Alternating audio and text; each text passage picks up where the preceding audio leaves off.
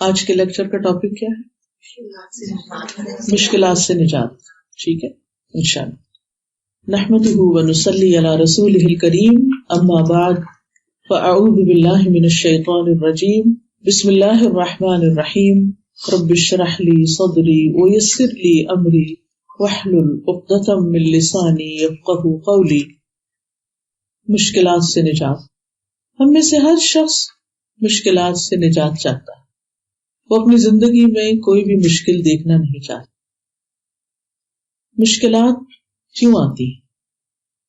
قرآن مجید میں اللہ سبحانہ وتعالیٰ فرماتے ہیں وَلَنَبْلُوَنَّكُمْ بِشَيْءٍ مِّنَ الْخَوْفِ وَالْجُوعِ وَنَقْصٍ مِّنَ الْأَمْوَالِ وَالْأَنفُسِ وَالثَّمَرَاتِ وَبَشِّرِ الصَّابِرِينَ الَّذِينَ إِذَا أَصَابَتْهُمْ مُصِيبَةٌ قَالُوا إِنَّا لِلَّهِ وَإِنَّا إِلَيْهِ رَاجِعُونَ اولئک علیہم صلوات من ربہم ورحمہ واولئک هم المہتدون. اور یقیناً ہم تمہیں خوف اور بھوک اور مالوں اور جانوں اور پھلوں کی کمی میں سے کسی نہ کسی چیز کے ساتھ ضرور آزمائیں گے. یہ اللہ سبحانہ وتعالیٰ نے پہلے ہی بتا دیا کہ ہم تمہیں آزمائش میں ڈالیں گے، ہم مشکل میں ڈالیں گے. اور یہ مشکلات مختلف طرح کی ہو سکتی. کبھی خوف کی شکل میں، خوف بھی مختلف چیزوں کا ہوتا ہے. سب سے زیادہ تو مستقبل کا خوف ہوتا ہے کہ کل کیا ہوگا جسے ہم نے دیکھا ہی نہیں. بھوک، مالوں اور جانوں اور پھلوں کی کمی، پیداوار کی کمی. کبھی یہ سب کچھ ہوتا ہے، خریدنے کی طاقت نہیں ہوتی، اور کبھی آپ خریدنا چاہتے ہیں تو چیزیں میسر نہیں ہوتی. اور صبر کرنے والوں کو خوشخبری دے دو. وہ لوگ کہ انہیں کوئی مصیبت پہنچتی ہے تو کہتے ہیں بے شک ہم اللہ کے لیے ہیں، بے شک ہم اللہ کے لیے ہیں. یعنی مصیبت آنے پر اللہ سے ناراض نہیں ہوتے، بلکہ کیا کہتے ہیں؟ ہم اللہ کے لیے. کیا مطلب ہے اس بات کا کہ ہم اللہ کے لیے؟ کہ ہماری زندگی، ہماری موت، ہمارا جینا، ہمارا مرنا، ہماری نماز، ہماری قربانی، ہماری ہر چیز اللہ ہی کی ہے. سب کچھ اللہ کا. یعنی ہمیں جو کچھ بھی ملا ہے وہ ہمارا حق نہیں تھا، وہ اس کا فضل تھا، اس نے ہمیں عطا کیا. اگر اس میں سے وہ کچھ لے لیتا ہے تو ہمیں اس پر کوئی ناراضگی نہیں. دکھ اور تکلیف تو قدرتی بات ہے. کسی بھی نعمت کے جانے یا اس میں کمی ہونے یا اس کا نقصان ہونے سے تکلیف تو ہوتی ہے انسان کو. لیکن مومن کا شیوا کیا ہوتا ہے؟ مومن کا طریقہ کیا ہوتا ہے؟ مومن کیا کرتا ہے؟ وہ کہتا ہے کہ یہ سب کچھ تو اللہ ہی کے لیے. اور پھر وَإِنَّا إِلَيْهِ رَاجِعُونَ، اور بے شک ہم اسی کی طرف لوٹنے والے. اگر کوئی چیز اس نے ہمیں دی اور ہم سے لے لی تو ہم تو خود بھی ایک دن جانے والے ہیں. یہ وہ لوگ ہیں جن پر ان کے رب کی طرف سے کئی مہربانیاں اور بڑی رحمت ہے. گویا مومن پر جب مشکل آتی ہے تو اس کا رویہ مختلف ہوتا ہے. وہ اس مشکل کو بھی اپنے لیے رب کی مہربانی سمجھتا ہے کہ اس کے ذریعے بھی میرا رب مجھے کچھ سکھانا چاہتا ہے، اس کے ذریعے بھی میرا رب میرا تزکیہ کرنا چاہتا ہے، اس کے ذریعے بھی میرا رب میرے درجات بلند کرنا چاہتا ہے، اس کے ذریعے میرا رب مجھے کامیابی کی راہ پہ لگانا چاہتا ہے، مجھے پہلے سے بہتر انسان بنانا چاہتا ہے. کیونکہ مشکلات سے نکل کر انسان جس طرح نکھرتا ہے اور جس طریقے سے وہ گرو کرتا ہے وہ اس کے بغیر کر ہی نہیں سکتا. مشکلات کی بھٹی کھرے کھوٹے کو الگ کر دیتی ہے، ہمارے اپنے اندر کے کھرے کھوٹے کو بھی اور لوگوں کے کھرے کھوٹے کو بھی، کہ کون ہمارا ہے، کون ہمارے لیے مخلص ہے اور کون ہمارے لیے اخلاص نہیں رکھتا، کون ہمارا دوست ہے، کون ہمارا دشمن ہے. یہ اچھے حالات میں نہیں پتہ چلتا، کیونکہ اچھے حالات میں تو اچھے برے سبھی لوگ ساتھ ہوتے ہیں، لیکن مشکل حالات میں صرف وہی ساتھ ہوتا ہے جو صحیح معنوں میں آپ کا دوست ہوتا ہے. تو اللہ تعالیٰ فرماتے ہیں کہ یہ وہ لوگ ہیں جن پر رب کی طرف سے بڑی مہربانیاں ہیں. ابھی تو مشکلات آئی تھی اور رب ان کو مہربانیاں کہہ رہا. ہاں، مشکل بھی مہربانی ہی ہوتی ہے، وہ بھی اس کی محبت ہی کا ایک انداز ہوتا ہے. اور جس سے وہ جتنی زیادہ محبت کرتا ہے اس کو اتنی ہی بڑی مشکل میں ڈالتا ہے، کیونکہ اس کے درجے وہ اتنے ہی زیادہ بلند کرنا چاہتا ہے. سب سے بڑھ کر سب سے زیادہ مشکلات کس پر آئیں؟ انبیاء پر آئیں. کیا وہ اللہ کے محبوب نہ تھے؟ وہ اللہ کے قریب نہ تھے. اس کے باوجود اللہ سبحانہ وتعالیٰ نے ان کے درجات کی بلندی کے لیے ان کو مشکل میں ڈالا، اور پھر فرمایا یہی لوگ ہدایت پانے والے ہیں کہ جو مشکلات کا مقابلہ صحیح معنی میں کرنا جانتے ہیں. اور یہاں مشکلات کا مقابلہ کرنے کا طریقہ بتا دیا گیا ہے کہ انا للہ و انا الیہ راجعون. اب اس آیت کی روشنی میں دیکھیے کہ کیا واقعی ہم مشکل کو اپنے لیے رب کی مہربانی سمجھتے یا صرف نعمت کو ہی مہربانی سمجھتے؟ صرف نعمت پا کر ہی ہم رب سے راضی ہوتے ہیں یا تکلیف دہ حالات میں، مشکل حالات میں بھی ہم رب سے راضی رہتے؟ کیونکہ مشکل کے بعد جو شخص اللہ کی رضا پہ راضی ہو جاتا ہے، وَمَن يُؤْمِن بِاللَّهِ يَهْدِ قَلْبَهُ، اللہ اس کے دل کو ہدایت دے دیتا ہے، اس کو راہ دکھا دیتا ہے. وَأُولَٰئِكَ هُمُ الْمُهْتَدُونَ، ایسے ہی لوگ ہدایت پا جاتے ہیں. مشکلات کا آنا اللہ سبحانہ وتعالیٰ کے اذن سے ہوتا ہے، اور یہ اللہ کی سنت ہے، اللہ کا طریقہ ہے، اللہ کا فیصلہ ہے کہ دنیا میں انسانوں پر مختلف طرح کی آزمائشیں اور تکلیفیں آئیں گی. یعنی ایسا تو ہوگا ہی. جب انسان کو پہلے سے ہی پتا ہوتا ہے تو پھر وہ اپنے آپ کو اس کے مقابلے کے لیے تیار کرتا رہتا ہے. جیسے آج کل ٹھنڈی ہوا چل پڑی ہے تو اس سے آپ کو کیا پیغام مل رہا ہے کہ سردی آ رہی ہے، سویٹر نکال لیں، تیار ہو جائیں اس کے مقابلے کے لیے. اور جو لوگ تیاری کر لیتے ہیں ان کے لیے کیا ہوتا ہے؟ مشکل وقت گزارنا آسان ہو جاتا ہے. اور جو تیاری نہیں کرتے پھر وہ روتے رہتے ہیں، وہ سردی کرتے رہتے ہیں، بیمار بھی پڑ جاتے ہیں، لیکن حاصل کچھ نہیں ہوتا. تو قرآن مجید میں اللہ سبحانہ وتعالیٰ نے یہ بتا کر ہم پر بڑی رحمت کی ہے کہ ہمیں بتا دیا گیا کہ آپ کو مشکلات کے لیے تیار رہنا ہے، اس کے مقابلے کے لیے اسٹیمنا بلڈ کرنا ہے، اپنے ایمان کو مضبوط کرنا ہے، اللہ سبحانہ وتعالیٰ پر اپنا توکل بڑھانا ہے، اس کی طرف رجوع کرنا ہے، کیونکہ حل بھی اسی کے پاس، درجات بھی اسی کے پاس، اور اس وقت میں رہنمائی بھی صحیح اسی سے مل سکتی ہے. سورۃ الانبیاء 35 میں اللہ تعالیٰ فرماتے ہیں کل نفس ذائقۃ الموت ونبلوکم بالشر والخیر فتنہ والینا ترجعون. ہر جاندار کو موت کا مزہ چکھنا ہے، ہر کھلا ہوا پھول ایک دن مرجھا کے رہے گا، سرسبز پتوں پر ایک دن خزاں آ ہی جاتی ہے اور وہ گر جاتے ہیں اور ختم ہو جاتے ہیں. یہ ہمارے لیے عبرت کے نشان، یاد دہانی کا ذریعہ. یہ گرتے پتے ہمیں یاد دلاتے ہیں ایک دن ہمارے گرنے کا بھی وقت آ جائے گا.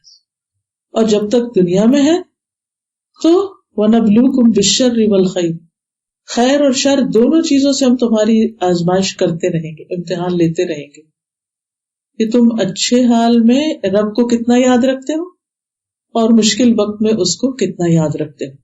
وَإِلَيْنَا تُرْجَعُونَ، اور ہماری طرف ہی تم لوٹائے جاؤ، مرنے کے بعد واپسی ہماری ہی طرف. اس کا مطلب کیا ہے؟ اس کا مطلب یہ ہے کہ جب تم ہمارے پاس آؤ گے تو پھر ہم تمہیں اس پر جزا یا سزا دیں گے کہ تم نے ان حالات میں کیا کیا. حالات کیسے بھی ہوں، ہم سب کو مسلسل اپنا محاسبہ کرتے رہنا چاہیے، اپنا جائزہ لیتے رہنا چاہیے کہ آج کے اس دن اس وقت میں میرا طرز عمل کیا ہے. اگر میں اس وقت اللہ کے گھر میں بیٹھی ہوں، ایک مسجد میں بیٹھی ہوں، علم کی ایک مجلس میں بیٹھی ہوں، تو اس وقت میرا دل کہاں ہے، میرا طرز عمل کیا ہے، میں اس سے کتنا فائدہ اٹھا رہی ہوں، میں یہاں سے کیا سمیٹ رہی ہوں، اس نعمت پر اللہ کی کتنی شکر گزار ہوں. اور اگر گھر میں جا کر کچھ کام کی زیادتی ہو جائے، آپ تھک جائیں، مشکل پیش آ جائے، تو اس وقت بھی آپ کا جائزہ لیا جا رہا ہے، آپ ایک امتحان میں ہیں کہ اب آپ کا طرز عمل کیا ہے، اب اس وقت میں آپ کیا بولتے ہیں، کیا کہتے ہیں، اب آپ کے اخلاق کا مقام یا اخلاق کا لیول کیا ہے، آپ کس طرح بہیو کر رہے ہیں اپنے بچوں کے ساتھ، بڑوں کے ساتھ، اپنے کام کے ساتھ. ایون اس بے جان مخلوق کے ساتھ کہ جس کو ہم بعض اوقات غصے میں آ کے تھکاوٹ میں آ کے پٹخاتے رہتے ہیں اور ابیوز کرتے ہیں، تو یہ بھی دراصل ایک امتحان ہے. ہر دن میں یہ دونوں طرح کی کیفیات ہم پر آتی ہے. ضرورت اس بات کی ہے کہ ہم اپنا جائزہ لیتے رہیں کہ ہم کہاں کھڑے ہیں، کیونکہ یہ تو اللہ تعالیٰ کی طرف سے طے شدہ بات ہے کہ مشکلات آئیں گی، کیونکہ ما اصاب من مصیبت فی الارض ولا فی انفسکم الا فی کتاب من قبل ان نبرأها ان ذلک علی اللہ یسیر لکی لا تأسوا علی ما فاتکم ولا تفرحوا بما آتاکم.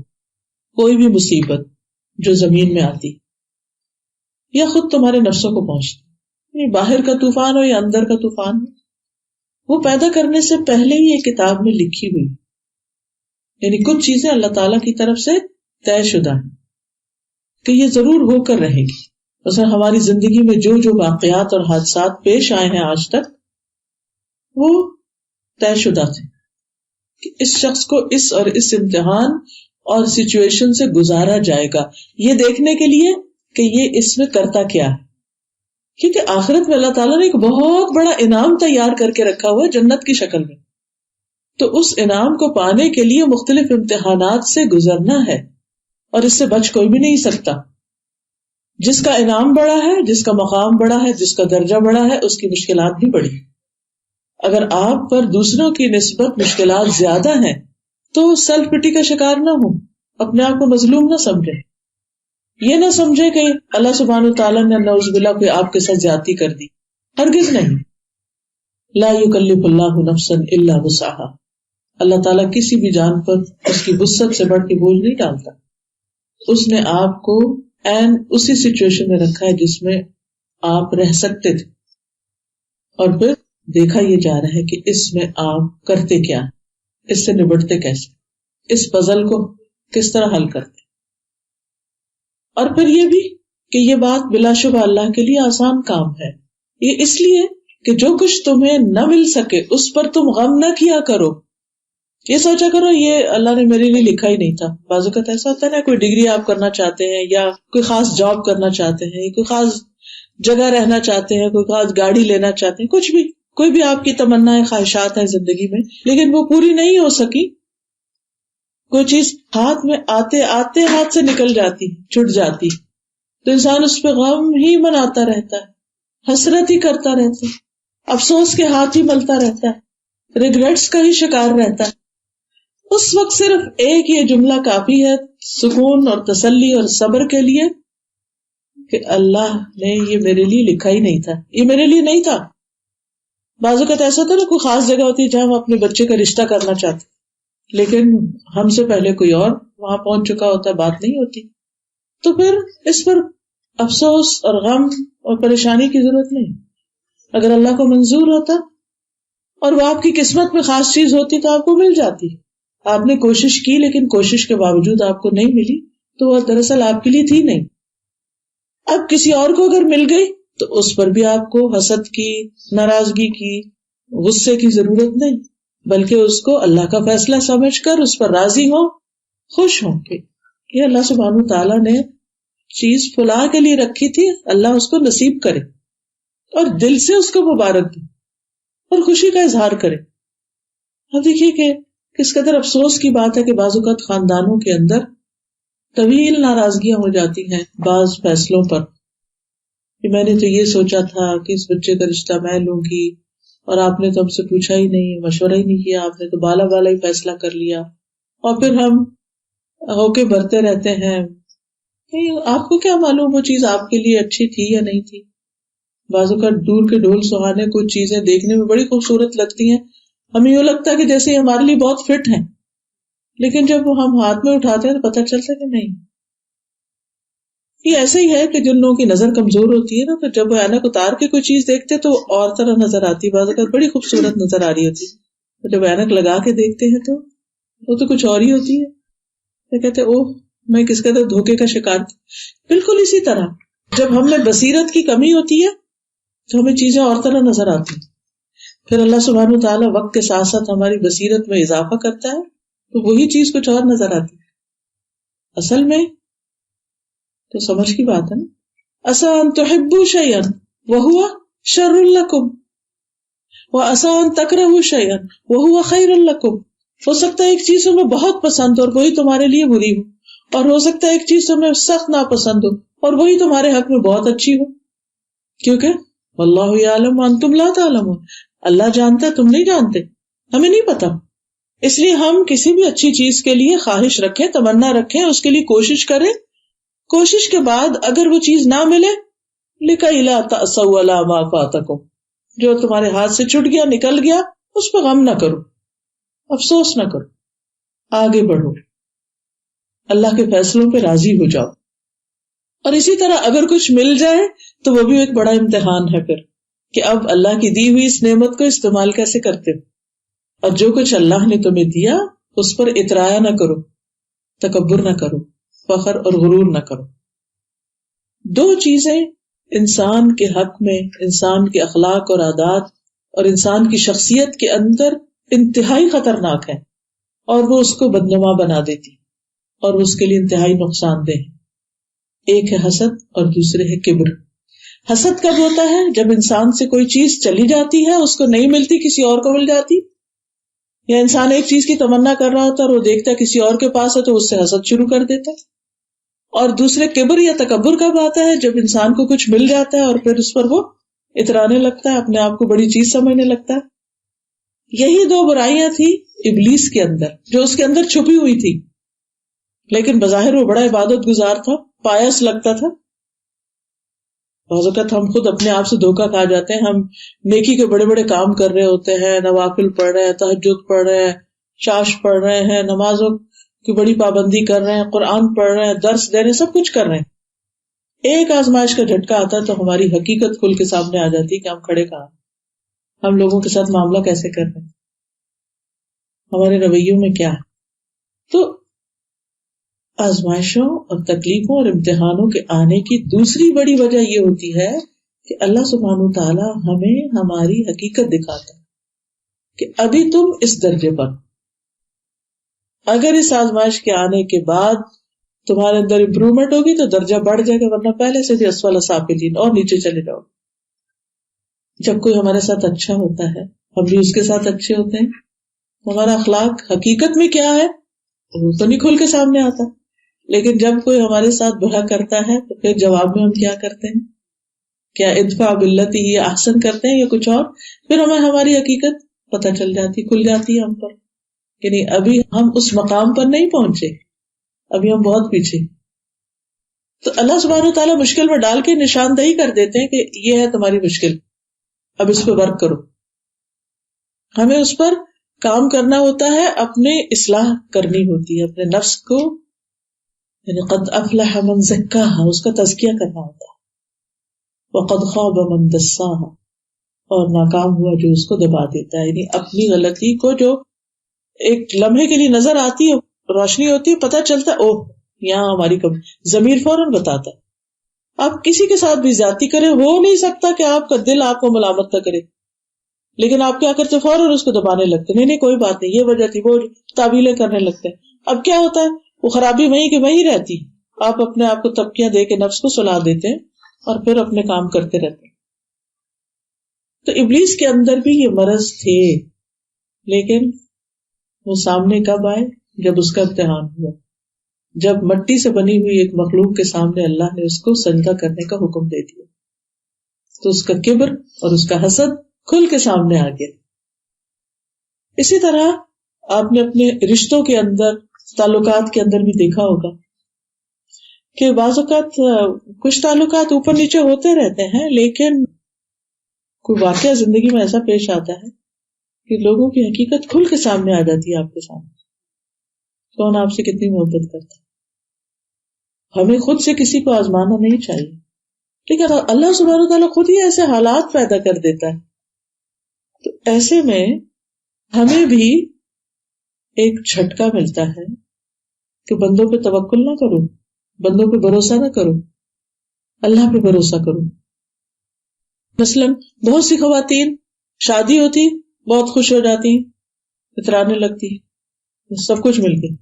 اب ہوتا کیا ہے, جس سے ہم محبت کرتے ہیں، جیسے مثلا شوہر ہے، ابتدا میں تو سب کچھ ٹھیک ہی نظر آتا ہے، لیکن آہستہ آہستہ جب زندگی کے حقائق سامنے آتے ہیں تو پھر بعض اوقات اسی انسان سے ٹوٹتے ہیں، وہیں سے مشکلات آتی ہیں. انسان اپنا الٹیمیٹ سہارا اس کو سمجھ لیتا ہے، جبکہ اللہ تعالیٰ کیا چاہتا ہے کہ نہیں، یہ ساتھی ضرور ہے، سہارا اللہ ہی ہے. اللہ نے تمہارے سکون کے لیے، تمہاری خوشی کے لیے، تمہاری مدد کے لیے تمہیں ایک کمپینین دیا ہے، لیکن اس کو اپنا الہ نہ بناؤ. بچے بڑے ہو جاتے ہیں، کمانے لگتے ہیں، ہم ان پہ ڈیپینڈ کر لیتے ہیں، بڑے خوش ہو جاتے ہیں کہ اب مسئلہ حل ہو، وہ آگے چل پڑتے ہیں، پھر ہمیں پتہ چلتا نہیں سہارا اللہ ہی، رازق اللہ ہی. شازیز بتا رہی تھی کہ ایک شخص اپنے خود ہی بتا دو، وہ جو باس ہماری ایک اسٹوڈنٹ ہے، تو وہ بتا رہی تھی کہ ان کے ہسبینڈ ماشاءاللہ بہت نماز کے پابند ہیں، تو اپنے آفس میں جب بھی ظہر کی نماز کا ٹائم ہوتا تھا تو وہ نماز وہاں پڑھتے تھے. تو جو مینیجر تھا وہ بہت زیادہ گرج رکھتا تھا کہ یہ ایسے داڑھی بھی رکھی ہوئی ہے، نماز بھی پڑھتا ہے، اور وہ حالانکہ اپنی لنچ بریک میں نماز پڑھتے تھے. تو ایک دن نا، جیسے آپ کو پتا پچھلے دنوں جب ریسیشن آیا تھا تو بہت کمپنیز نے لے آف شروع کر دیے تھے امپلائیز کے، تو ان کی کمپنی میں بھی ایسا ہی ہوا کہ امپلائیز کو لے آف کرنا شروع کر دیا. تو کہتی کہ وہ مینیجر آیا میرے ہسبینڈ کے پاس اور کہتا ہے کہ کل نا تمہیں میں لے آف کروں گا اور تم اپنا بندوبست کر لو. کہتی میرے شوہر گھر آئے تو تھوڑے پریشان تھے، پھر انہوں نے کہا کہ اللہ کی ذات رازق ہے، تو میں نہیں، جو اس نے کرنا ہے کرے. نیکسٹ ڈے جب اس کے ہسبینڈ آفس گئے تو پتہ چلا کہ مینیجر لے آف ہو گئے اور اس کے ہسبینڈ مینیجر بن گئے. تو اللہ سبحانہ وتعالیٰ بعض اوقات اس طرح بھی امتحان میں ڈالتا ہے کہ نماز چھوڑتے ہو یا مجھ پہ توکل کرتے ہو. رزق کون دیتا ہے؟ رزق تو اللہ ہی دیتا ہے، لیکن ہم سم ہاؤ بندوں کو رازق سمجھنے لگتے ہیں. پھر اللہ سبحانہ وتعالیٰ ایک امتحان میں ڈالتا ہے، ان بندوں کو وہاں سے آگے پیچھے کر دیتا ہے. پھر دیکھتا ہے کہ یہ کس سے مانگتا ہے، کس پہ توکل کرتا ہے، کس سے توقع رکھتا ہے. تو جو شخص اللہ پر ایمان رکھتا ہے، اللہ سبحانہ وتعالیٰ پر بھروسہ کرتا ہے، اللہ تعالیٰ اس کو راہ دکھا دیتا ہے. یعنی کہ وہ ٹیسٹ ہونا تھا نا، ایمان کا ایک ٹیسٹ آیا تھا نا، وہ چاہے اوور نائٹ آیا تھا، کسی بھی شخص کے لیے کوئی معمولی بات نہیں ہے کہ کسی کو کہہ دیا جائے کہ کل تمہارا آخری دن ہے، اور اس شخص کی کیفیت کیا ہوگی، اس کی رات کیسے گزرے گی، وہ کیا بولے گا کیا نہیں.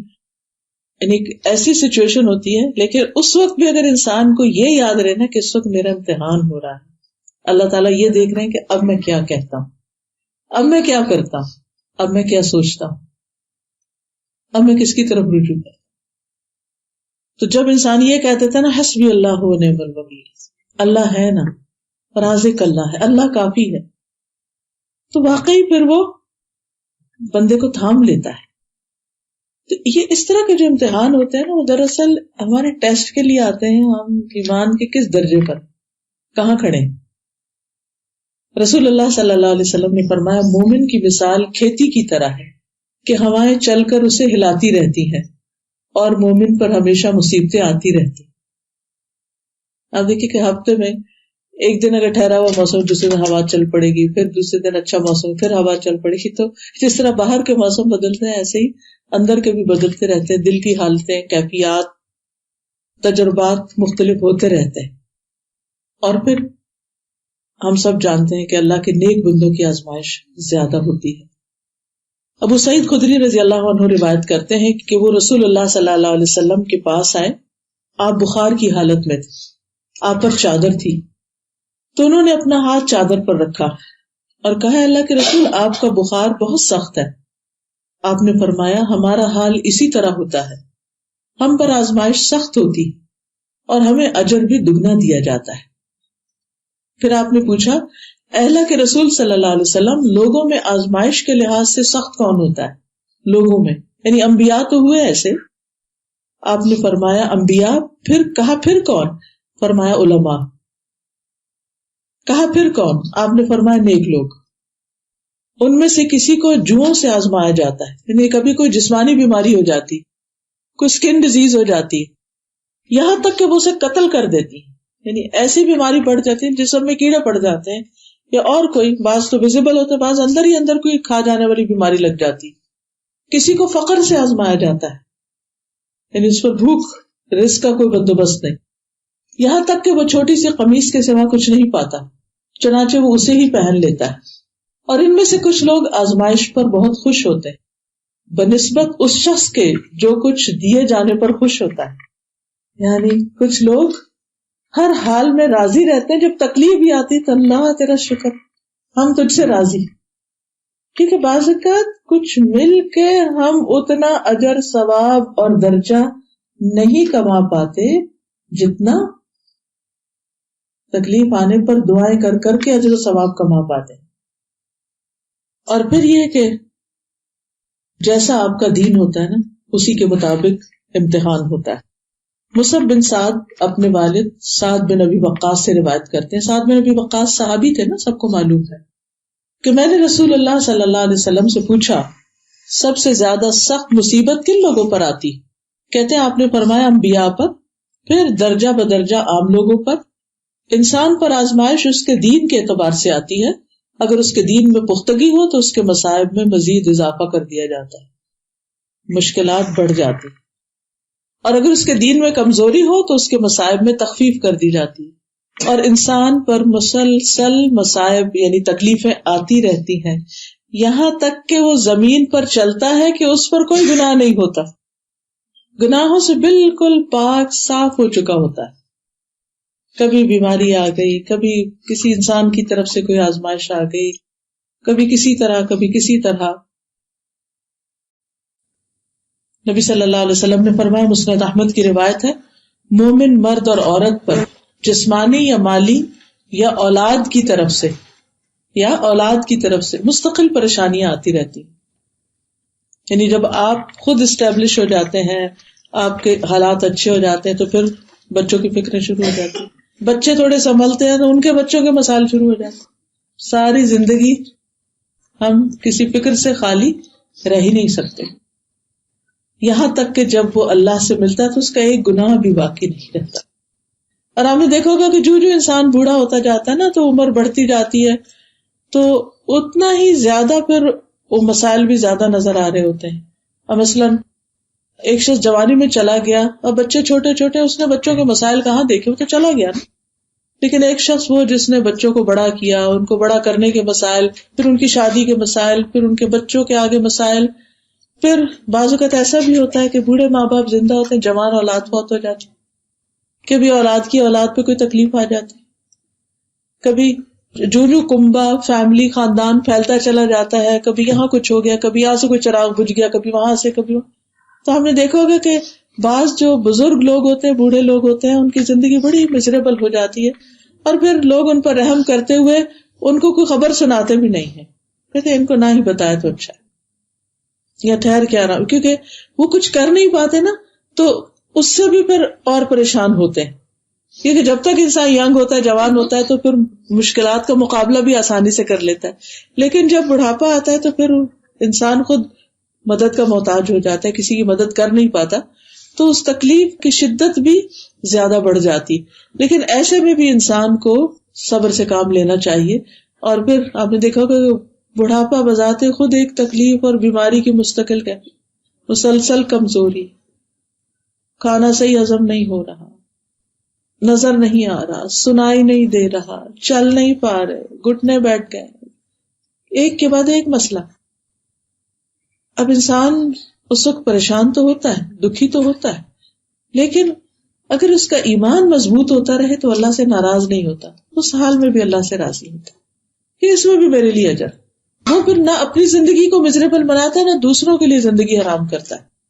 دو طرح کے بزرگ ہوتے ہیں، ایک اپنے حال پہ راضی رہنے والے، شکر ادا کرتے رہتے، اور دوسرے ہر وقت شکوے شکایت کرنے والے، یہ نہیں پوچھ رہا، وہ نہیں کر رہا، وہ نہیں کر رہا.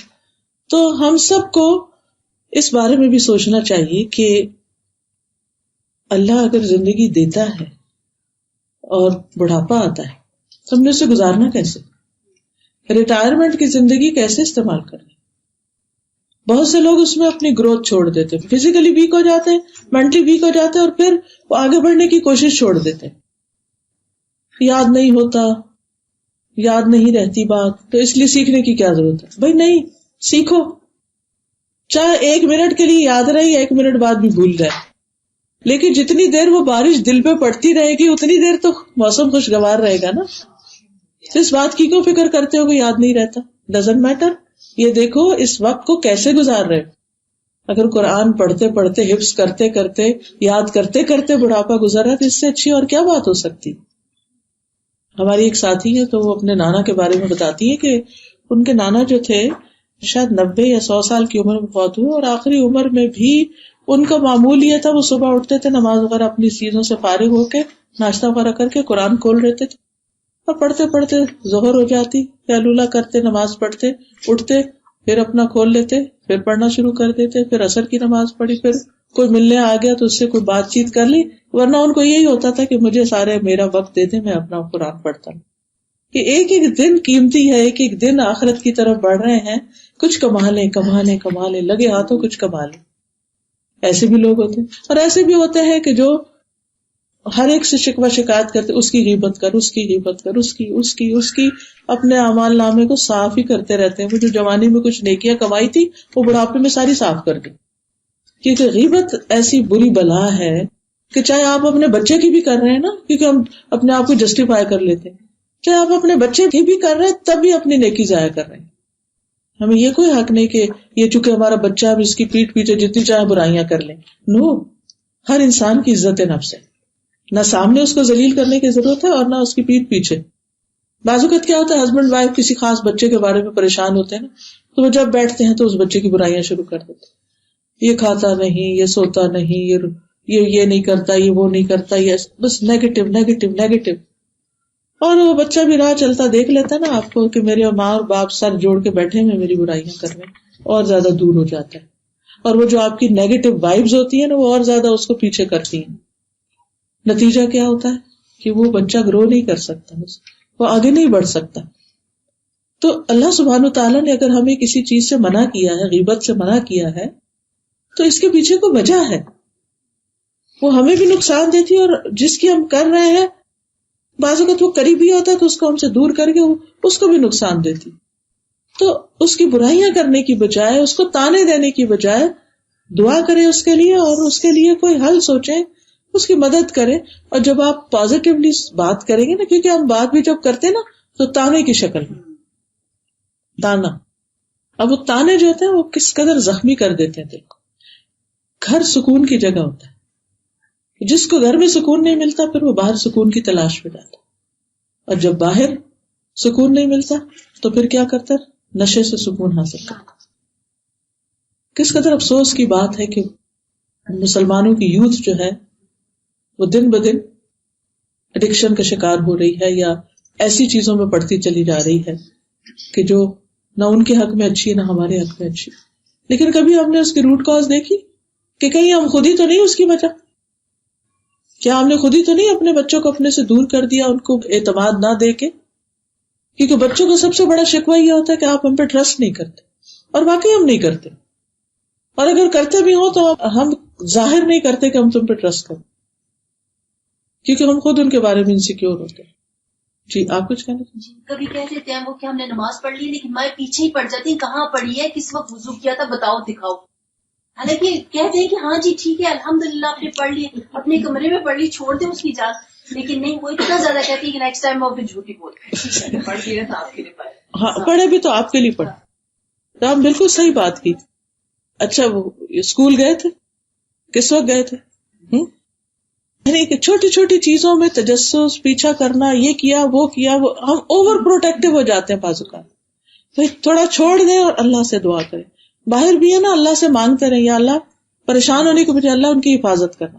جیسے تو نے یوسف علیہ السلام کی ایسے ماحول میں حفاظت کی کہ جہاں ان کو کوئی بھی انسان بچانے والا نہیں تھا کسی چیز سے، صرف اور صرف اللہ کی حفاظت میں پل رہے تھے، اس بالکل اپوزٹ ماحول میں. یعنی سورۃ یوسف سے ہی پتہ چلتا ہے نا کہ مصر کا ماحول اس وقت کیسا تھا، وہاں کی خواتین کیسی تھی، کس قسم کا ان کا کردار اور اخلاق تھا. اس ماحول میں یوسف علیہ السلام رہے، کس نے پروٹیکٹ کیا؟ اللہ نے کیا. اللہ ہمارے بچوں کو بھی کر سکتے. ہوپ فل رہا کرے. موسیٰ علیہ السلام کو کس نے پروٹیکٹ کیا تھا؟ فرعون کے گھر میں پلے تھے, کون پروٹیکٹ کر رہا تھا؟ اللہ کر رہا تھا. یہ اللہ کے کام ہوتے ہیں, ہمارے کام نہیں. ہم اپنی طرف سے کوتاہی نہ کریں, لیکن اوور ڈوز نہ کریں ہم کو. جی مسجد میں عورتیں آتی ہیں, چھوٹے چھوٹے بچے ان کے ساتھ ہوتے ہیں, کیونکہ وہ قرآن پڑھانے کے لیے بڑے بچوں کو لا رہی ہوتے ہیں. اب یقین کریں استاذہ کہ تانے ادھر سے شروع ہو جاتے ہیں, تم پیدا ہی اس لیے ہوئے تھے, تم مجھے تنگ کرنے کے لیے پیدا, تم یہاں پر بیٹھ نہیں سکتے اطمینان سے, اور مسلسل بولتی رہتی ہیں. They keep on talking, اور اس سے بچے کو بھی عادت ہو جاتی ہے. بچوں کو چپ رہنے کی عادت نہیں ہے, وہ مسلسل بولتے رہتے ہیں, کیونکہ انہیں دفاع کرنا ہوتا ہے, ڈیفینڈ کرنا ہوتا ہے اپنے آپ کو, تو پھر انہیں ہاں جی اتنا عجیب سا لگتا ہے. کیونکہ میں ان کو, اگر میں عورتوں کو کہہ دیتی ہوں آپ چپ کر کے ادھر بیٹھی ہوں, استاذہ نہیں مانتی. They don't know how to accept commands, اور they don't understand کہ یہ اس کی کیا کہہ رہی. تو بچوں سے کیسے ایکسپیکٹ کر سکتے ہیں کہ آپ کی وہ بات سنیں؟ دیکھیے جب ہماری ہی تربیت نہیں ہوئی تو ہم نے بچوں کی کیا کرنی ہے؟ پھر ہم ہی ان کے لیے رول ماڈل ہے نا. اگر ہم چاہتے ہیں کہ بچے اللہ کے اطاعت گزار بنے تو پھر اپنی اطاعت گزاری کو بھی دیکھیں کہ ہم کہاں کھڑے ہیں. تو بہرحال مومن مرد اور عورت پر جسمانی یا اولاد کی طرف سے مستقل پریشانیاں آتی رہتی ہیں. یہ مسند احمد کی روایت ہے, نبی صلی اللہ علیہ وسلم نے اس بات کی خبر دی ہے. لیکن یاد رکھیے کہ جو بھی کوئی تکلیف ہے, حتیٰ کہ کانٹا بھی چبھتا ہے تو مومن کے لیے اس پر اجر ہوتا ہے. بظاہر آپ کو کانٹا چبھا, بظاہر آپ کو کوئی تکلیف ہوئی, لیکن آپ کے لیے نیکی لکھ دی گئی. اس وقت آپ یہ نہ سوچے کہ کانٹا چبھا, اس وقت یہ سوچے نیکی میں اضافہ ہوگا, میں نے کچھ گین کر لیا. حدیث میں آتا ہے, صحیح بخاری کی حدیث ہے, من یرد اللہ بہ خیرا یصب منہ, جس کے ساتھ اللہ بھلائی کا ارادہ کرتا ہے اسے مصیبت میں, مشکل میں ڈال دیتا ہے. یہ اس کے ساتھ بھلائی کا ارادہ ہوتا ہے. سنن ترمذی کی روایت ہے انس رضی اللہ عنہ سے کہ نبی صلی اللہ علیہ وسلم نے فرمایا, زیادہ ثواب بڑی آزمائش کے ساتھ ہے. جب اللہ کسی قوم سے محبت کرتا ہے تو انہیں آزمائش میں مبتلا کر دیتا ہے. جو راضی ہو جائے اللہ اس سے راضی ہو جاتا ہے, اور جو ناراض ہو اس کی ناراضگی اس کے مقدر میں ہو جاتی. تو یاد رکھیے کہ مشکلات میں اللہ سے ناراض نہیں ہونا.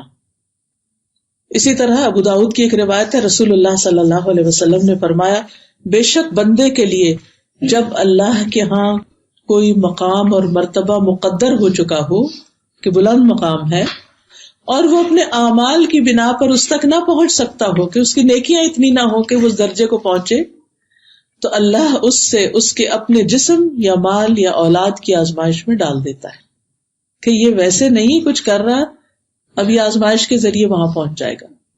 امام ابو داؤد کہتے ہیں کہ ابن نفیل نے یہ اضافہ بیان کیا, اور پھر اللہ اسے صبر کی توفیق بھی دیتا ہے, حتیٰ کہ اسے اس مقام اور مرتبے تک پہنچا دیتا ہے جو اللہ تعالیٰ کی طرف سے اس کے لیے مقدر کیا گیا ہوتا ہے.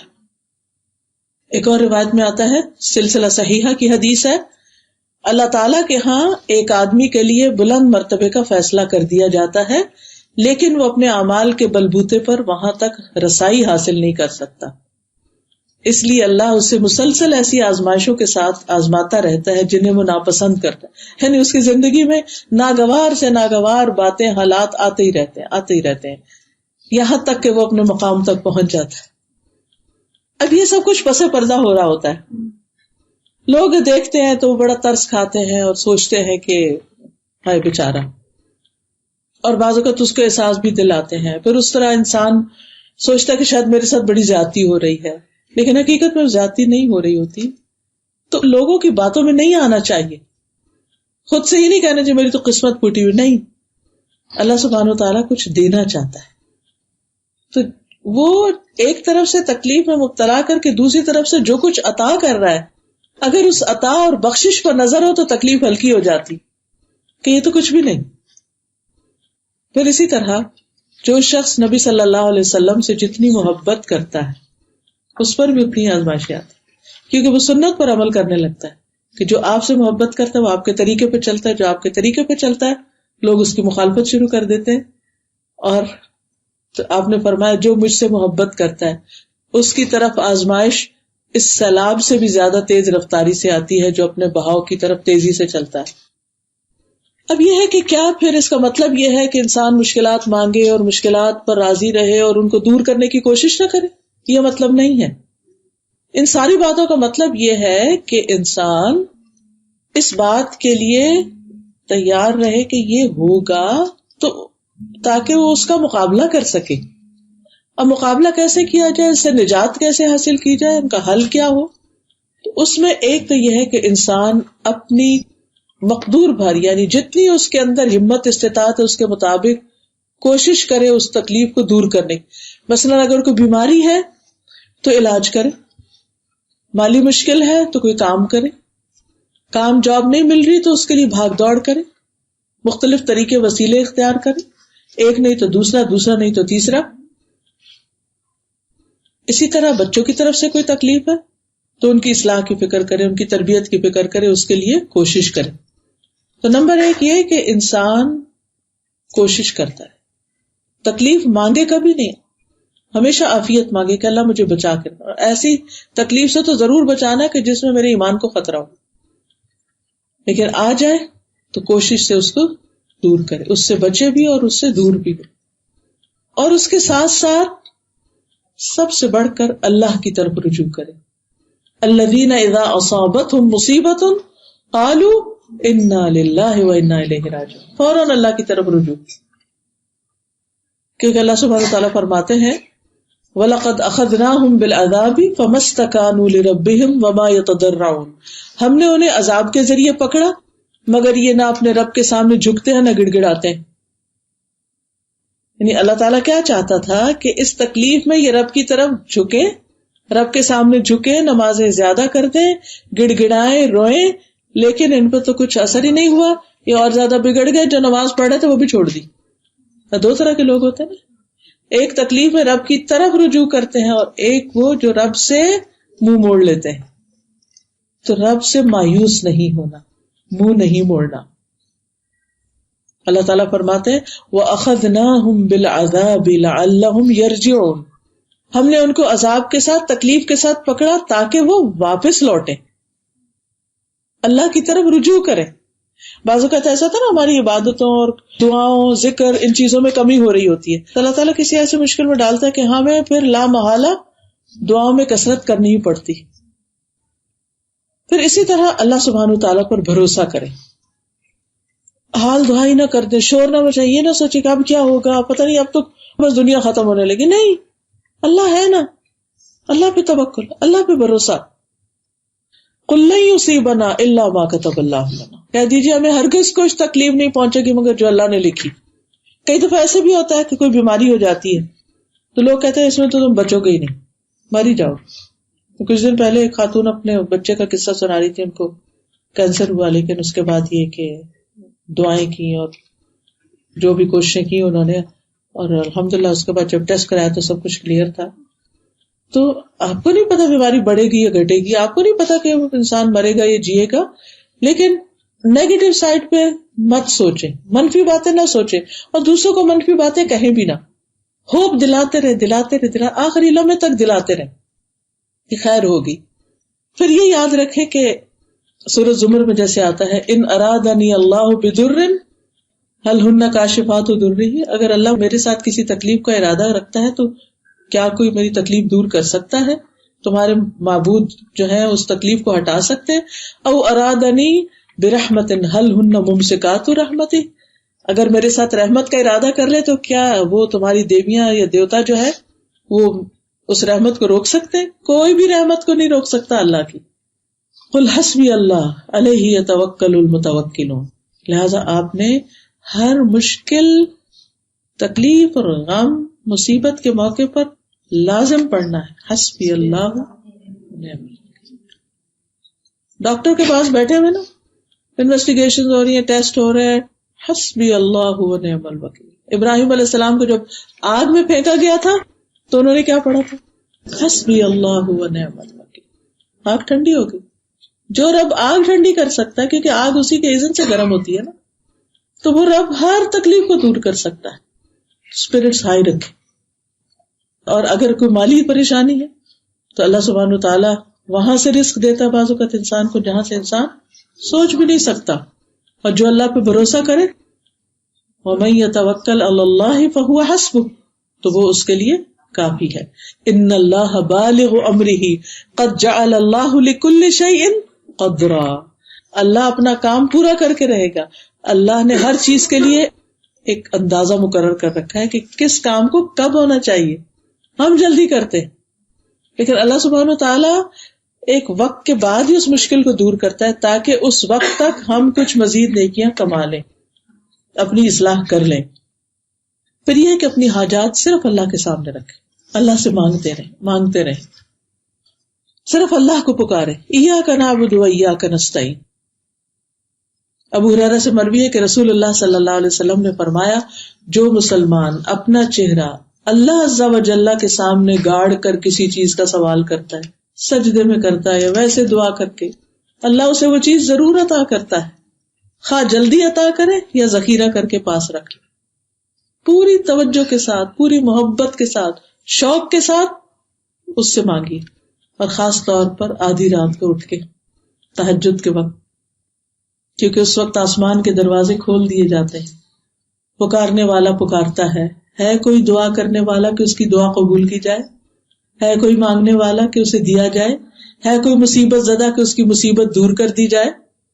اور جو مسلمان اس وقت دعا کرتا ہے اللہ تعالیٰ اس کی دعا قبول کر لیتا ہے، سوائے اس عورت کے جو اپنی شرمگاہ کے ذریعے کمائی کرتی، یعنی پروسٹیٹیوشن کا پیشہ اختیار کرتی. یعنی گناہ کے کام، غلط کام جو ہیں ان سے کیا ہوتا ہے، دعاؤں کی قبولیت میں رکاوٹ آ جاتی ہے. تو حرام کام چھوڑ دینے چاہیے. پھر اسی طرح دعا رات کو آنکھ کھلے تو لا الہ الا اللہ وحدہ لا شریک لہ لہ الملک ولہ الحمد وہو علی کل شیء قدیر الحمد للہ وسبحان اللہ ولا الہ الا اللہ واللہ اکبر ولا حول ولا قوۃ الا باللہ اللہم اغفر لی. آپ نے سائڈ بدلی، آپ کی آنکھ کھل گئی، تسبیح پڑھیں گے اور دعا کریں، اس وقت بھی دعا قبول ہوتی. پھر یہ کہ اللہ تعالیٰ سے بدگمان نہیں ہونا، اللہ کے فیصلوں پہ راضی رہنا ہے. یعنی دعا اگر جلدی قبول نہیں ہو رہی تو بھی مایوس نہیں ہونا کہ میری تو اللہ سنتا ہی نہیں. بھئی اللہ نہیں سنے گا تو کون سنے گا؟ وہ سنتا ہے، لیکن دینے کا ایک وقت ہے، ایک طریقہ ہے اس کا. کبھی وہی کچھ دے دیتا ہے، کبھی اس کے بدلے اور مصیبت ٹال دیتا ہے جو ہم نے نہیں دیکھی ہوتی، وہ غیب سے ہی اس کو دور کر دیتا ہے، اور کبھی آخرت کے لیے ذخیرہ کر دیتا ہے. اور پھر مصیبت کو اپنے لیے برا نہ سمجھیں کبھی بھی. میرے ساتھ بہت برا ہوا، یہ جملہ اپنی زندگی سے نکال دو، یہ اچھا نہیں ہوا میرے ساتھ. نہیں، لا تحسبوہ شرا لکم بل ہوا خیر لکم. یہ بات کب کہی گئی تھی؟ جب حضرت عائشہ پر بہتان لگا تھا، اور صرف حضرت عائشہ، نبی صلی اللہ علیہ وسلم نہیں، ان کے والدین ہی نہیں، سارا مسلمانوں کا جو جتنے بھی مسلمان تھے اور سارا مدینہ وہ اس سے متاثر ہوا تھا. اتنا بڑا حادثہ ہوا. اللہ تعالیٰ فرماتے لا تحسبوہ شرا لکم، یہ بھی کچھ برا نہیں ہے، اس میں بھی کوئی خیر ہے. تو جب کوئی ایسی چیز ہو تو آپ کہیں کہ اس میں کوئی خیر ہی ہوگی، اللہ سے توقع رکھیں کہ خیر ہی ہوگی. وَإِن كَرِهْتُمُوهُنَّ فَعَسَىٰ أَن تَكْرَهُوا شَيْئًا وَيَجْعَلَ اللَّهُ فِيهِ خَيْرًا كَثِيرًا. ہو سکتا ہے کہ ایک چیز تم ناپسند کرو اور اللہ تعالیٰ اسی کے اندر خیر کثیر رکھ دے. پھر صبر اور نماز سے مدد لینا. وَاسْتَعِينُوا بِالصَّبْرِ وَالصَّلَاةِ. صبر کیا ہے کہ واویلا نہیں کرنا، منہ سے کچھ نہیں کہنا، منفی باتیں نہیں کرنا، اللہ کو پکارتے رہنا. دل بھر جائے، رونا آئے تو رو لے اللہ کے سامنے، کوئی حرج. اللہ سے بڑھ کر اپنا کون ہو سکتا ہے. جو آپ نے بات کی ہے نا کہ ڈونٹ سے بیڈ ورڈز، تو میں سوچ رہی تھی کہ ہم سب کو اور اپنے یوتھ کو خاص طور پہ بہت کامن ہو گیا. I'm having a bad day, I'm going through tough time, I'm going through chaos, I'm going through terrible time. یعنی یہ بہت کامن جملے آج کل. ہاں، ان کو بار بار نہیں دہرانا چاہیے، کیونکہ وہ جو منفی جملے ہوتے ہیں نا ان کا پھر ہم پر منفی اثر ہوتا ہے. ہم نیگیٹیوٹی اپنے اوپر پہ اور سارے ماحول میں بھی پھیلا دیتے ہیں. جس کو اس طرح سناتے ہیں باتیں کر کے، پھر وہ سب بھی پریشان ہوتے ہیں. کیا کہا جائے؟ الحمدللہ علی کل حال. نبی صلی اللہ علیہ وسلم پر اگر کوئی تکلیف کا وقت آتا کہتے الحمدللہ علی کل حال، ہر حال میں اللہ کا شکر، جس حال میں رکھے راضی. ہمارے تو کلچر میں اور ہماری لغت میں تو یہی باتیں کی جاتی ہیں، اللہ جس حال میں رکھے راضی. ایسے بھی ہم کہتے ہیں oh my goodness، یعنی ہم کہتے تھے او مائی گڈنس، اب کہتے مائی بیڈ. ہاں چھوٹی سی بات ہوتی ہے او مائی بیڈ، یعنی ہر وقت اگر آپ نے اپنے لیے برا سمجھا. بالکل. تو اپنے ان جملوں اور ان ایکسپریشنز کو بھی درست رکھنے کی ضرورت ہے. رسول اللہ صلی اللہ علیہ وسلم نے فرمایا جو شخص صبر کرتا ہے اسے صبر ملتا ہے، من یتصبر یصبرہ اللہ، اور جو جزا فضا کرتا ہے اس کے لیے جزا فضا ہی ہے، پھر وہ روتا ہی رہے گا.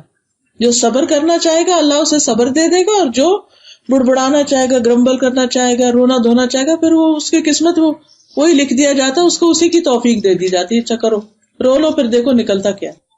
رسول اللہ صلی اللہ علیہ وسلم نے فرمایا بندہ مومن کے متعلق اللہ عز و جل کی تقدیر اور فیصلے پر مجھے تعجب ہوتا ہے. اگر اسے کوئی بھلائی حاصل ہوتی ہے تو وہ اپنے رب کی تعریف کرتا ہے اور شکر ادا کرتا ہے، اور اگر کوئی مصیبت پہنچتی ہے تو اس پر بھی الحمدللہ کہتا ہے اور صبر کرتا ہے. پھر اچھے وقت کا انتظار کرنا، اور بار بار یہ کہنا کہ دس شیل ٹو پاس، یہ وقت بھی گزر جائے گا. کتنا بھی سخت وقت ہو، اور دیکھیے آگ کے شعلے کتنے بھی بھڑک جائے آخر اس نے ٹھنڈا ہونا ہی ہوتا ہے. یہ وقت گزر جائے گا، بس اس کو آرام سے گزار. فَإِنَّ مَعَ الْعُسْرِ يُسْرًا إِنَّ مَعَ الْعُسْرِ يُسْرًا، ہر مشکل کے ساتھ ہی آسانی ہے. اس آسانی کو ڈھونڈیے کہ جو اس مشکل کی وجہ سے آپ کو ملی.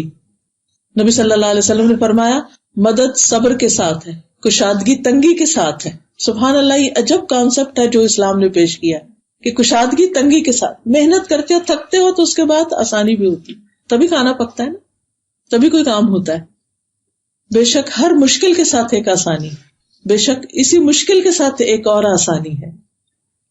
پھر کثرت سے استغفار کرنا، کیونکہ اللہ کا وعدہ ہے فَقُلْتُ اسْتَغْفِرُوا رَبَّكُمْ إِنَّهُ كَانَ غَفَّارًا يُرْسِلِ السَّمَاءَ عَلَيْكُمْ مِدْرَارًا وَيُمْدِدْكُمْ بِأَمْوَالٍ وَبَنِينَ وَيَجْعَلْ لَكُمْ جَنَّاتٍ وَيَجْعَلْ لَكُمْ أَنْهَارًا. نوح علیہ السلام نے کہا اپنے پروردگار سے معافی مانگ لو، بلا شبہ وہ بڑا معاف کرنے والا ہے. وہ تم پر آسمان سے خوب بارشیں برسائے گا، مال اور اولاد سے تمہاری مدد کرے گا. پھر ہے کثرت سے تسبیحات پڑھنا. حضرت یونس علیہ السلام کا واقعہ سب کے سامنے، جب وہ مچھلی کے پیٹ میں گئے تھے تو انہوں نے کیا پڑھا تھا؟ لا الہ الا انت سبحانک انی کنت من الظالمین. تو اللہ تعالیٰ فرماتے فاستجبنا له ونجیناہ من الغم وکذالک ننجی المؤمنین. ہم نے اس کی دعا قبول کر لی اور ہم نے اس کو غم سے نجات دی. خاص طور پر غم سے نجات کے لیے بہترین نسخہ ہے، اور مومنوں کو ہم ایسے ہی نجات دیتے ہیں، یعنی باقی مومنوں کے لیے بھی یہی ہے. اور اگر انسان نہیں تسبیح کرتا فلولا انہ کان من المسبحین للبث فی بطنہ الی یوم یبعثون، اگر تسبیح نہ کرتا تو مچھلی کے پیٹ میں یہ قیامت تک رہتا. دونوں چیزیں اللہ نے بتا دی، کرنے کا فائدہ بھی بتا دیا، نہ کرنے کا نقصان بھی بتا دیا. کیسے نکلے اتنی بڑی مشکل سے، کیسے نکلے؟ مشکل سے بھی آپ نکل جائیں گے، بس اللہ کی تسبیح کرتے رہیں کہ اللہ تو پاک ہے، میں تو گناہ گار ہوں. اب دیکھیے کہ جب ہم کو بڑا بولتے ہیں نا، اسی کے بعد ہی زیادہ بڑی مشکل آتی ہے، تو اس سے بھی ڈرنا چاہیے، کیونکہ کمال تو صرف اللہ کی ذات پہ ہے نا، پرفیکٹ تو صرف وہ، ہم تو کمزور ہیں. رسول اللہ صلی اللہ علیہ وسلم نے فرمایا جو رات سے خوف کھائے کہ وہ اسے پریشان کرے گی، کہ رات پھر ہو رہی ہے، اکیلی ہوں، کیسے رہوں گی، کیا ہوگا، یا مال کے ساتھ بخل کرے کہ وہ خرچ ہو جائے گا، یا دشمن کے سامنے بزدلی کرے کہ وہ اسے قتل کر دے گا، تو اسے چاہیے کہ اس قول کی کثرت کر دے سبحان اللہ و بحمدہ، سبحان اللہ و بحمدہ، کیونکہ یہ اللہ کے نزدیک سونے کا پہاڑ اللہ عز و جل کے راستے میں خرچ کرنے سے زیادہ محبوب ہے اللہ کو. ہمارے پاس پہاڑ کہاں سونے کا جو ہم خرچ کریں گے، لیکن اپنی زبان تو ہلا سکتے ہیں نا سبحان اللہ و بحمدہ پڑھنے کے لیے.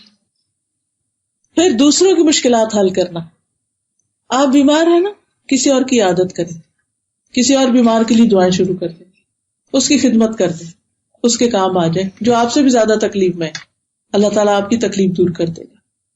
آپ دیکھیں کہ یہاں پر بھی ایسے کلب ہوں گے، پاکستان میں بھی ایسی جگہ ہوتی ہے کہ جہاں مثلا کوئی ایک بیماری کے، مثلا ڈائبٹیز جن لوگوں کو ان کا ایک کلب ہے، یا وہ ان کا ایک کٹھی کوئی گیٹ ٹوگیدر ہوتی ہے، یا کوئی کینسر کا شکار ہے کوئی، تو وہ سارے مل کر اس فورم پر اپنے اپنے ایکسپیرینس ڈسکس کرتے ہیں، اپنے تجربے شیئر کرتے ہیں تاکہ دوسروں کو فائدہ ہو، وہ بھی اس بیماری اور مشکل سے نبٹنے کا طریقہ جانے.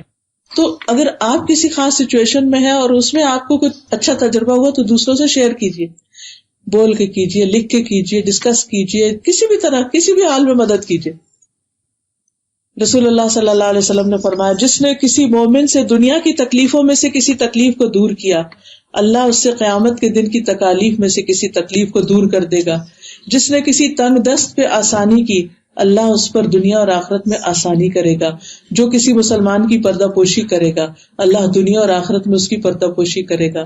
اللہ تب تک اس بندے کی مدد میں ہوتے ہیں جب تک وہ بندہ اپنے بھائی کی مدد میں ہوتا ہے.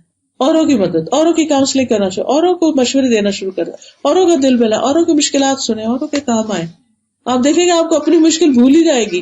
آپ کہیں گے لوگ اتنی بڑی بڑی تکلیفوں میں تو بہت اچھے حال میں ہوں. پھر کشادگی حاصل کرنے کے لیے دعائیں کریں. جو شخص پسند کرتا ہو کہ اللہ خوشی اور غم کے وقت اس کی دعا قبول کرے اسے چاہیے کہ خوشحالی میں بکثرت دعا کرے. پھر کچھ مخصوص دعائیں ہیں، مخصوص اذکار ہیں جو آپ کو پتا ہے صرف یاد دہانی کرا دیتی ہوں تاکہ اگر کوئی چیز بھولی ہوئی تو پھر سے دوبارہ شروع کریں. سب سے پہلے سورۃ فاتحہ کی کثرت، خصوصاً بیماری میں.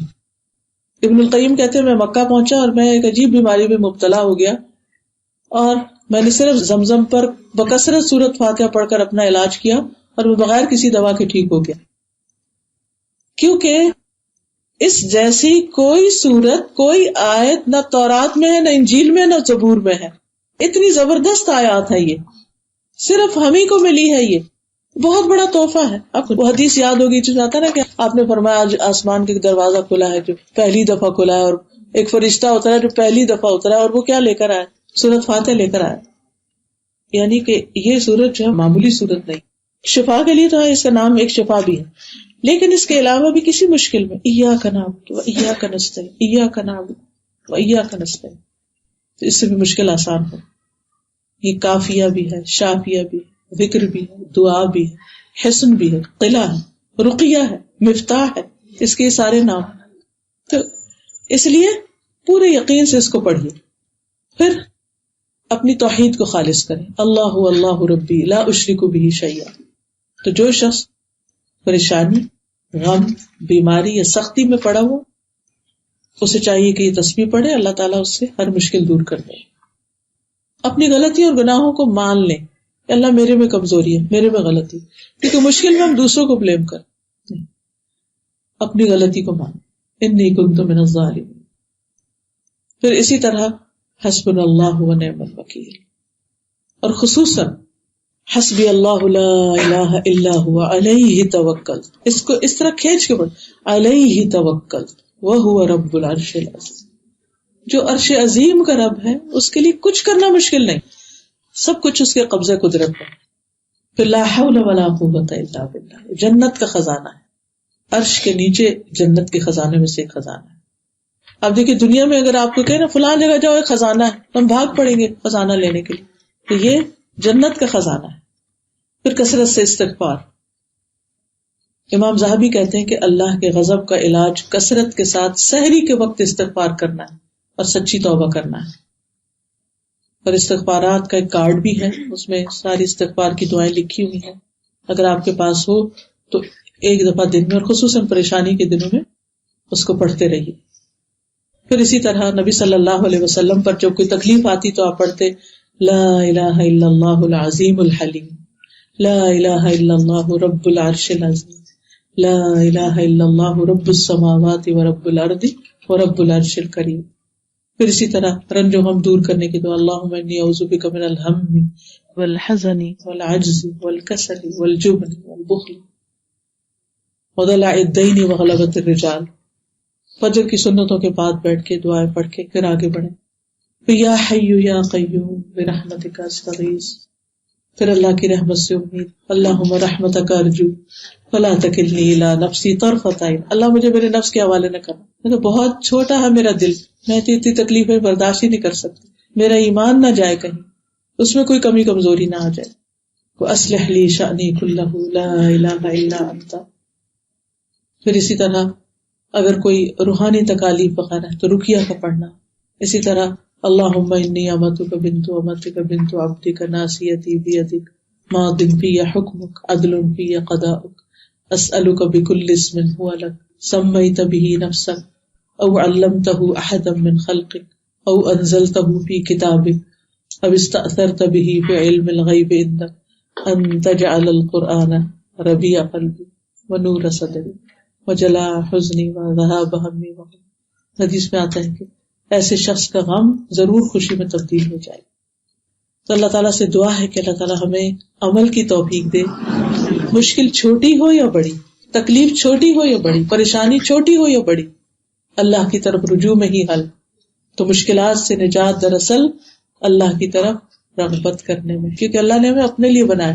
ہم اس سے بھاگتے ہیں تو اللہ تعالیٰ مختلف طریقوں سے ہمیں اپنی طرف بلاتا ہے. وآخر دعوانا ان الحمد للہ رب العالمین. استاذہ آپ نے جو ایک بات کی کہ اچھے وقت کا انتظار کرنا، تو مجھے یاد آ رہا تھا ہم نے ایک کتاب پڑھی تھی الوسائل المفیدہ للحیات السیدہ، ویز آف ہیپی لائف. اگر جیسے آپ کو بہت ڈپریشن ہو رہا ہے یا آپ کو لگتا ہے نا کہ مجھے مثلاً بعض دفعہ ہوتا ہے کہ ہمارے پاس سب کچھ ہوتا ہے لیکن ہم اندر سے خوش نہیں ہوتے، اس کتاب میں تقریباً 23 ٹپس ہیں، چھوٹی چھوٹی اور اتنی افیکٹو ہیں کہ جب آپ وہ لیکچر سنیں گے نا تو آپ کو جس سے اندرونی خوشی جو ہوتی ہے نا کہ انسان اندر سے کیسے خوش ہو. اس میں ایک بات تھی کہ جیسے انسان ہمیشہ ایک اصول اپنی زندگی کا بنائے کہ prepare for the worst and hope for the best, یعنی مشکلات کے لیے اپنے آپ کو ہمیشہ تیار رکھیں، کیونکہ آپ دیکھیں جتنا زیادہ ہم پریپیئرڈ ہوں گے اتنا ہی اچھا ہم مشکل کو ہینڈل کریں گے. جیسے فار ایگزامپل آپ دیکھیں کہ فیملی میں کسی کی ڈیتھ ہونا، ہم سب کو پتا ہے کہ کوئی بھی انسان کسی وقت بھی جا سکتا ہے. جب انسان اس چیز کے لیے تیار ہوتا ہے نا تو پھر کیا ہوتا ہے کہ جب وہ وقت آتا ہے تو ہمیں یاد رہتا ہے کہ مجھے پہلا ریئیکشن کیا کرنا ہے، انا للہ و انا الیہ راجعون کہنا ہے، اور پھر ہم اس وقت اپنے آپ کو زیادہ کمپوزڈ رکھتے ہیں. لیکن اگر ہم کہتے نہیں میں تو سوچنا بھی نہیں چاہتی، نہیں ایسے نہیں، تو وہ جب وقت آتا ہے تو پھر ہم زیادہ پینک ہو جاتے ہیں. اس لیے اپنے آپ کو ان چیزوں کے لیے تیار بھی رکھیں اور اس کے ساتھ ساتھ اللہ تعالیٰ سے پھر اچھی امید بھی. جی اسی طرح ایک اور جو بہت مجھے الحمدللہ ہم لوگوں نے کورس آفر کیا تھا، میرا جینا میرا مرنا، اس کے بھی لیکچرز بہت ہی خوبصورت ہیں، اور اس میں اساتذہ کے جیسے شروع کے جو لیکچرز ہیں اس میں ڈپریشن سے ریلیٹڈ، اور اسی طرح آپ کس طرح اپنی زندگی پروڈکٹیو بنائیں، اپنی ہیبٹس کو اچھا کریں. آپ ان لیکچرز کو بھی سننا شروع کریں. بہت سارے اسٹوڈینٹس نے ان کو سنا تو ان کے لیے ایک لائف چینجنگ ایکسپیرینس تھا کہ جیسے ماشاءاللہ ان کلاسز سے موٹیویٹ ہو کے انہوں نے پھر جیسے آن لائن کلاسز یا مختلف قرآن کی کلاسز کو جوائن کیا. تو آپ دیکھیں کہ بعض دفعہ ہم بہت ساری چیزیں سیکھ لیتے، مثلا آج کی مجلس اتنی پروڈکٹیو تھی، اتنی لائٹننگ تھی نا، اتنی ساری باتیں ہم نے آج گیدر کی. اب کیا ہوتا ہے کہ اگر آپ اس کو کنٹینیو نہیں رکھیں گے تو پھر آپ بھول جائیں گے. تو اس لیے اپنی ایک روٹین بنائیں. الحمدللہ آپ farhathashmi.com پہ جائیے، یا آپ کے پاس اگر آئی پیڈ ہے، فون ہے، کوئی بھی ڈیوائس ہے، آپ اس پہ قرآن ان ہینڈ یا قرآن فار آل اپلیکیشن ڈال لیں. جب آپ کا دل کرے آپ وہاں پہ مختلف لیکچرز کو سن سکتے. اسی طرح ایک اور انشاءاللہ تعالی ٹیوزڈے سے استاذہ الہدا کینیڈا میں جو مسیساگا میں ہے وہاں پر صحیح بخاری اسٹارٹ کر رہی ہیں. اور صحیح بخاری جیسے آپ سب کو پتہ ہے کہ قرآن مجید کے بعد سب سے زیادہ اوتھینٹک بک کنسیڈر کی جاتی ہے. اور مجھے یاد ہے اس کے انٹروڈکٹری لیکچر میں ایک بات استاذہ نے بتائی تھی ایک دفعہ کہ بعض دفعہ جب لوگوں کو مشکل آتی تھی تو صحیح بخاری کو کھول کے پڑھنا شروع کر دیتے تھے، اور اس کا ریزن یہ تھا کہ اس میں بار بار نبی صلی اللہ علیہ وسلم کا نام آتا ہے.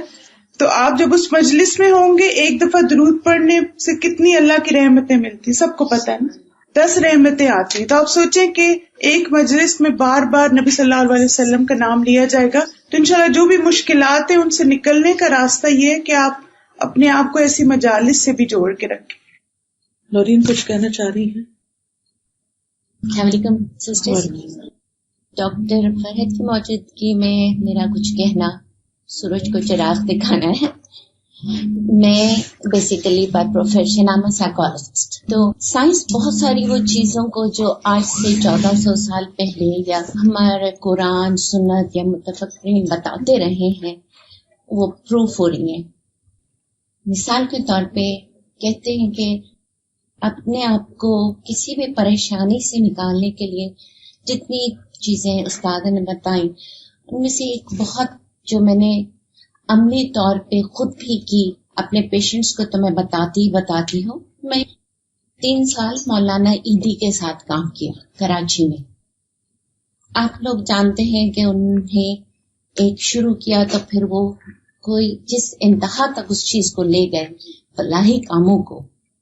اس وقت میں سوچتی تھی کہ ان کو اتنا نشہ کیوں ہے اس چیز کا کہ یہ ایک کرتے ہیں دوسرا، مطلب ایک نشہ سا نہیں جس کو کہتے ہیں.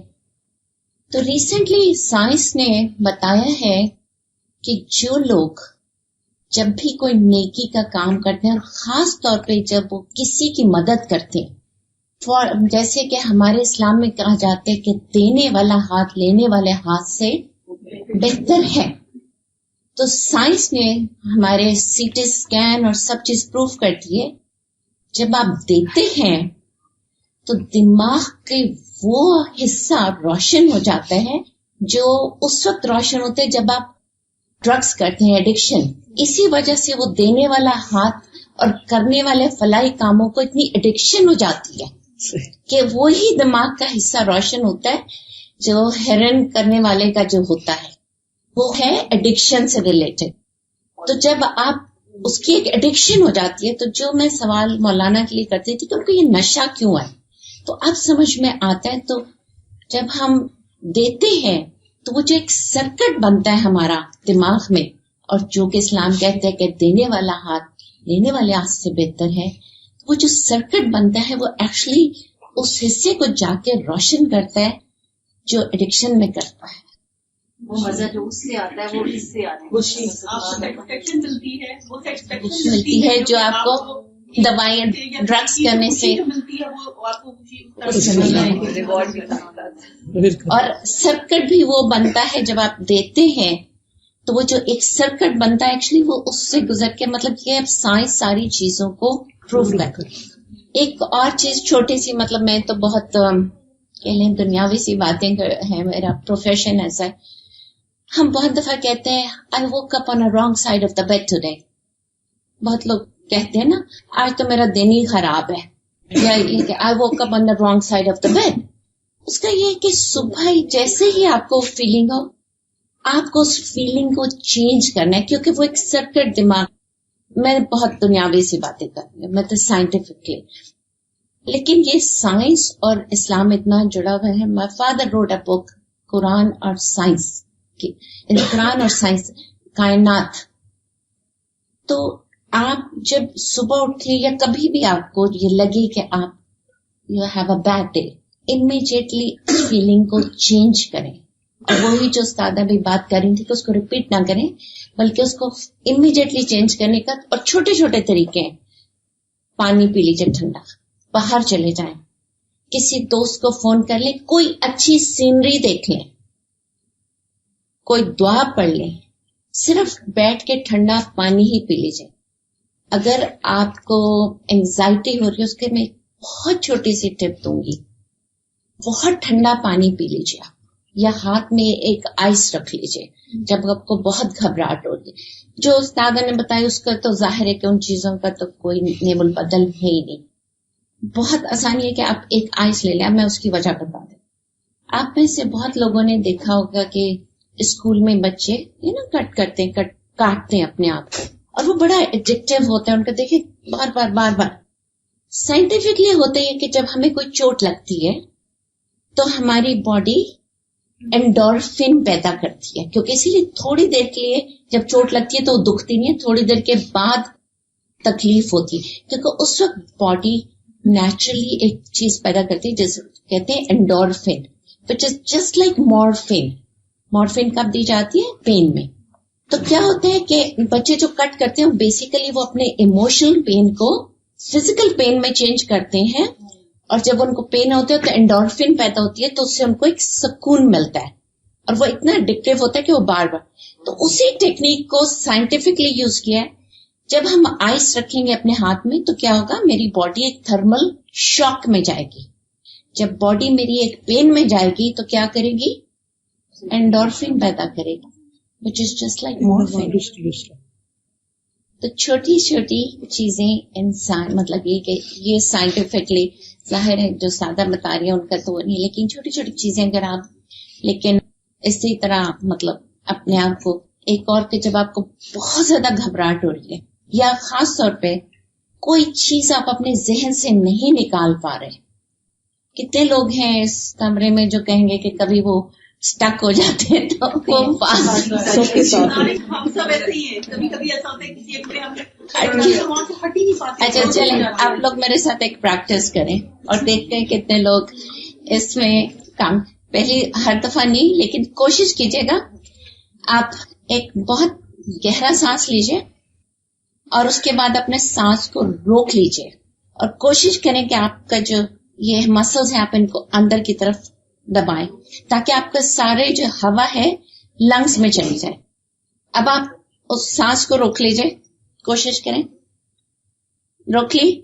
اب آپ اس بارے میں سوچنے کی کوشش کریں جو بھی ہے, مجھے بتانے کی ضرورت نہیں, لیکن آپ نے سانس نہیں لینا اس دوران. اب آپ کوشش کریں, سانس لے لیجیے گہرا, چیسٹ میں آپ کے ایئر ہونی چاہیے, ٹھیک ہے. اب آپ کوشش کر کے دیکھیں اس چیز کے بارے میں سوچنے کی, اس لیے کہ میں نے آپ کو اس وقت, اچھا what is breathing? Breathing is a basic survival thing. مطلب ہر جاندار کو سروائیو کرنے کے لیے بریتھ کرنا ہے, ٹھیک ہے. چاہے وہ ایک سیل کا میبا بھی ہے وہ بھی بریتھ کرتا ہے. جب میں نے آپ سے کہا کہ آپ بریدنگ روک لیں تو میں نے آپ کو بیسک پریمیٹیو موڈ میں ڈال دیا کہ دماغ کو سارے اس میں لگنا ہے مجھے زندہ رہنا ہے, مجھے بریتھ کرنا ہے. فورگیٹ کہ وہ میرے میاں نے کل کیا کہا تھا کہ میری سانس نے کیا, مجھے ابھی اس وقت. That is like bringing you in the moment, جو ہم بھی کہتے ہیں کہ آپ آج میں رہیں, اس وقت اس لمحے میں رہیں. ہم کل میں رہتے ہیں آنے والے یا کل میں. اسلام کیا کہتے ہیں کہ آپ اس لمحے میں جیئیں. اگر آپ کے لیے مشکل ہے تو یہ چیز پریکٹس کیجیے. آپ کو بہت دفعہ دن میں 10-15 دفعہ کیجیے, دیکھیں آپ کیسے صرف اسی میں رہے مومنٹ میں. Thank you sir. سبحانک اللہم و بحمدک اشہد ان لا الہ الا انت استغفرک و اتوب الیک.